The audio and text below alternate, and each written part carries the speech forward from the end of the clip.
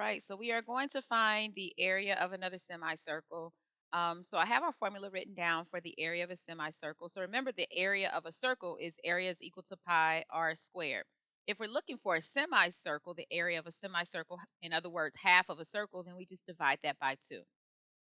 All right, so what we'll need is our radius. And so far, they've given us just the diameter. So they say, what is the area of a semicircle? And we're going to use 3.14 for pi. We're going to round it to the nearest hundredth if necessary.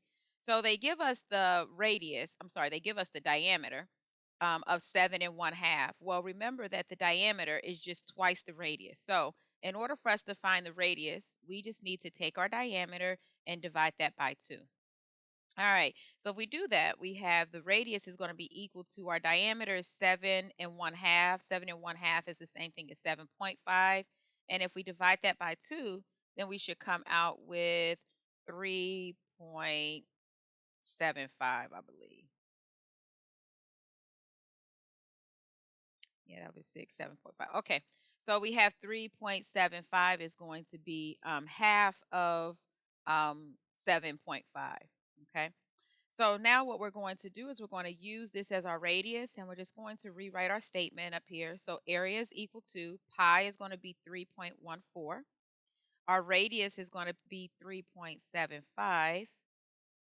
And we're going to square our radius. And then we need to divide that by 2. Okay, so let me put this over here. All right. So now let's figure out what 3.75 is. 3.75. If we square it, it becomes 14.0625. So let's see. So we have area is equal to 3.14 times 14.0625. And then we're going to divide that by 2. All right. So now what we're going to do is we're going to multiply 3.14 by 14.0625. So multiply that by 3.14. And so we get that area is equal to 44.15625. And we're going to divide that by 2. So when we do that, our area is going to be divided by 2.